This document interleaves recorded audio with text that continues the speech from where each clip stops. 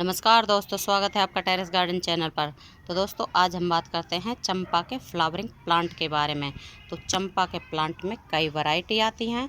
एक single petal आता है, डबल पेटल आता है और एक ड्वार्फ चांदनी आती है, मतलब मिनी चांदनी, जिसका फ्लावर छोटा रहता है और वो प्लांट भी छोटे साइज़ का रहता है। तो चांदनी का प्लांट कटिंग से आसानी से ग्रो हो जाता है। बस हमें इसकी पेल्सिन के जितनी मोटाई की 5 से 6 इंच लंबी कटिंग लेनी है और उसको सैंडी सॉइल में ग्रो कर देना है। तो दोस्तों अगर इसकी मिट्टी की बात करें तो इस प्लांट को हमें लगाना है वेल ड्रेन सॉइल में, जैसे कि एक हिस्सा गार्डन सॉइल, एक हिस्सा रेत और एक हिस्सा कंपोस्ट, या फिर आप गोबर की सड़ी हुई खाद भी ले सकते हैं। तो इस मीडियम में ये बहुत ही बढ़िया चलता है।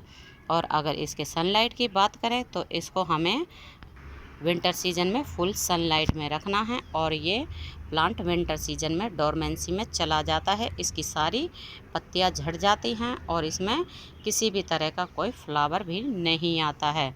और जैसे ही फरवरी का महीना स्टार्ट होता है, मतलब मौसम में थोड़ी सी गर्माहट आती है, तो इस प्लांट में भी नई ग्रोथ शुरू हो जाती है और इसमें साथ ही साथ कलियां भी बनने लग जाती है। तो आप देख सकते हैं हमारे इस प्लांट में कितनी सारी कलियां बनी हुई हैं, ये हैं और ये पीछे और ये इधर भी कितनी सारी कलियां बनी हुई हैं और इसमें कितने तो फ्लावर आके कंप्लीट भी हो चुके हैं।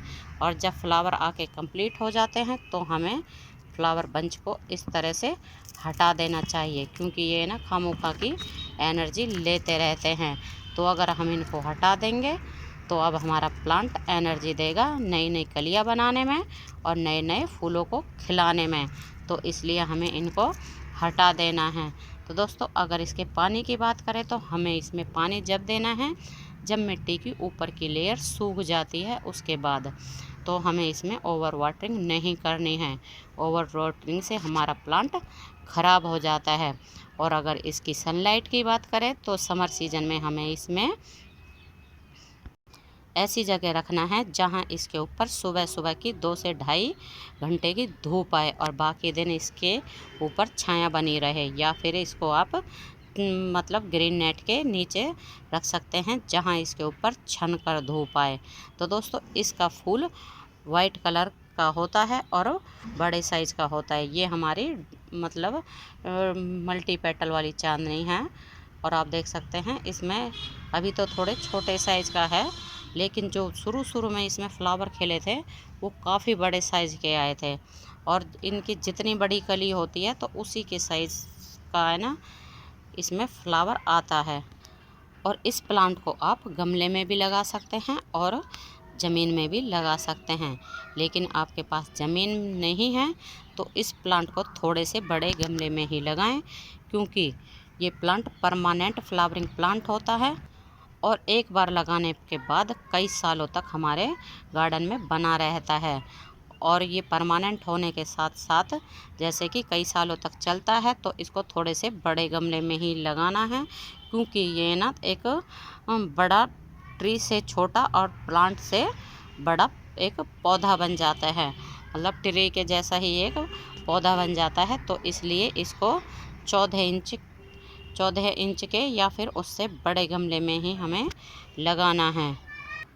और इसके प्राइस की बात करें तो इसका प्राइस 30 से 40 रुपए में ये प्लांट आसानी से मिल जाता है। और ये एक बार लगाने के बाद कई सालों तक हमारे गार्डन में बना रहता है और इसमें पूरी गर्मियों भर भर भर के फ्लावर आते ही रहते हैं। तो आप देख सकते हैं हमारे इस चंपा के प्लांट में कितनी सारी कलियां आई हुई हैं और धीरे धीरे करके ये सारी ही कलियां खिल जाएंगी। और अगर इसके फर्टिलाइज़र की बात करें तो इसमें आप 1 महीने में 1 मुट्ठी कंपोस्ट की या फिर 1 मुट्ठी वर्मी कंपोस्ट की डाल सकते हैं। समर सीजन में इसमें गोबर की खाद ना डालें, क्योंकि गोबर की खाद थोड़ी सी गर्म होती है, वो पानी मतलब पौधे की रूट्स को जला सकती है।